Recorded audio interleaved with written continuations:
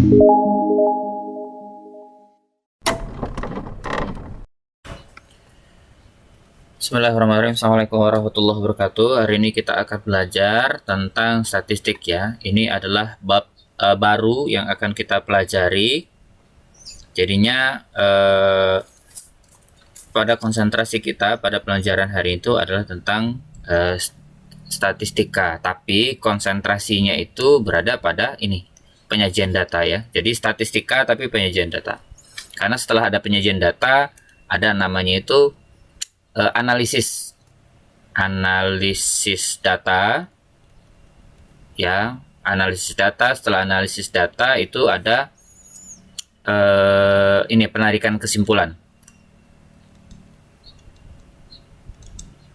Jadi ini tahapan-tahapan dari belajar statistika, tapi untuk kali ini kita hanya akan belajar pada kelas 7 ini, yaitu penyajian data.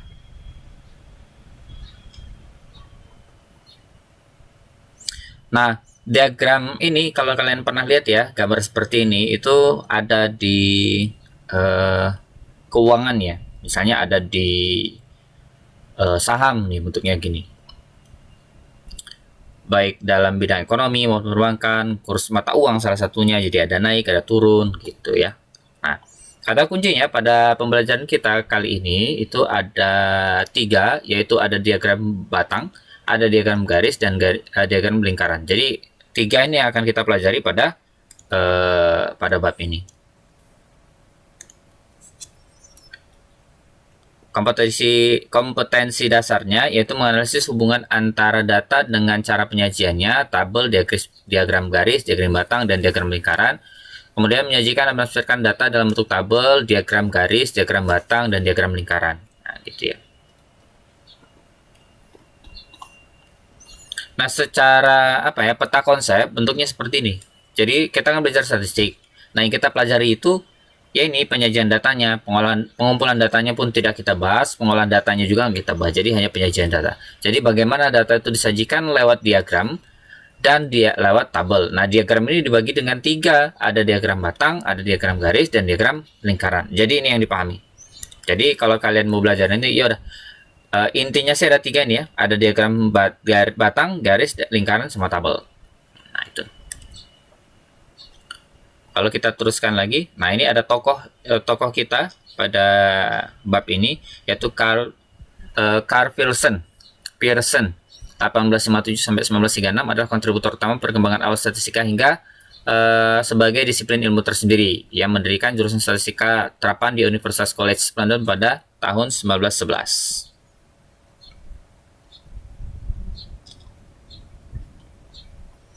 Oke, kita akan bicara dulu apa itu data ya, karena statistika ya berkaitan dengan data.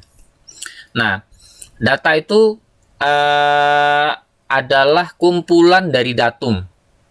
Nah, jadi yang gak usah terlalu pusing ya. Ini kan datum adalah keterangan, misalnya gini. Ada data ulangan matematika, misalnya 7, 8, 9, 10, 3, 2. Nah, ini kita sebut data. Ini kumpulan ini kita sebut data.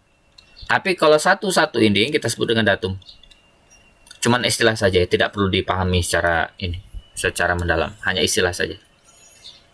Jadi data sama datum gitu.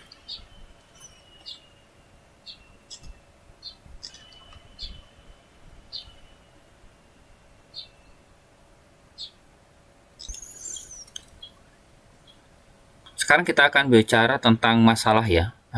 Bagaimana statistik ini diterapkan dalam permasalahan. Kita baca sama-sama. Pada awal tahun pembelajaran baru, sekolah akan mengambil satu kebijakan terkait jam masuk sekolah. Oleh karena itu, sekolah ingin mengetahui informasi tentang rata-rata jarak rumah semua siswa sekolah, alat transportasi apa yang paling digunakan siswa untuk berangkat sekolah, dan jam berapa siswa berangkat dari rumah. Untuk mendapatkan informasi tersebut, dapatkah kalian membantu mengumpulkan informasi dan bagaimana cara mendapatkan informasi tersebut? Nah, sebelum kita masuk ke informasi ini, kan kalau misalnya kita lihat ya, untuk tahu data tadi, kan kita ada 3 cara tuh, dengan cara wawancara, interview, kita tanyakan langsung, kemudian kuesioner, dengan angket begitu, dan yang terakhir adalah dengan observasi. Jadi bisa kita cari nih. Nah, itu ya untuk cara mengumpulkan datanya. Nah, untuk memperoleh data itu, data terbagi 2, data primer, yaitu diperoleh langsung dari sumbernya, Atau data sekunder, misalnya tanya ke BPS. Nah, gitu. Itu disebut dengan data sekunder ya. Nah, sekarang kita akan bicara tentang mengolah dan menyajikan data, yaitu yang pertama menyajikan data dalam bentuk tabel. Nah, misalnya kita bentuknya begini nih. Ini tabel baris kolom nih, salah satu ya. Misalnya ini adalah penjualan mobil perusahaan X tipe periode tahun 2010-2015. Misalnya tahun 2011 dia 28.333 dan seterusnya. Ini adalah salah satu penyajian data dalam bentuk tabel. Nah, ini dalam bentuk kontingensi ya, lebih dari satu kolom. Misalnya tadi mobil nih bisa banyak mobil terjual, misalnya sebut saja ya mobil X, mobil Y, mobil Z gitu. Nah, itu kontingensi ya kalau dibuat dari yang sebelumnya. Nah, ini prianya segini, wanita segini, ini disebut dengan tabel kontingensi. Nah, ini disebut dengan tabel distribusi frekuensi. Yang ini mungkin nanti ya kita bahasnya bagaimana cara membuat tabel distribusi frekuensi. Tapi kira-kira bentuknya seperti ini. Jadi ada 3 ya cara ininya. Nah, kita lihat ini. Nah, misalnya kita akan membuat data ini menjadi data yang disajikan dalam bentuk tabel distribusi frekuensi. Nah, misalnya ini kita kalau bentuknya seperti ini ya kita susun dulu ya. Kita lihat dulu nih. Kalau biasanya kita tulis ini 53. Ada 1 ya, kita coret. Terus 87. Ya, 87 tuh kira-kira di sini ada 1. Ini 1, 1. Terus 85. Oke, 85 di sini ya. Ada berapa? 1. Terus 75. 75 berarti di sini ya. 1. Terus 60. Ya, 60 di sini 1. Terus 95. Oke, 95 1. Terus 85 ada 2. Terus 78. Oke, di sini ya. 78 1. 96 96 1. 73 73 itu di sini 1. 65 65 itu di sini ya. 65 1. Terus 80. Oke. Di sini 81 90 81 84 84 itu di sini 84 1. Terus 87 ada 2. 78 ada 2. 90 ada 2. 95 ada 2. 65 65 ada 2. 63 63 gak ada ya di sini ya. 63 1. Jadi kalau kita buat datanya ya udah nih, berarti ada berapa itu? Ada 53, kita buat tabelnya nih. Misalnya kita buat tabel begini, kita buat begini, kita buat kotak begini. Terus ini nomornya, nilai, sorry.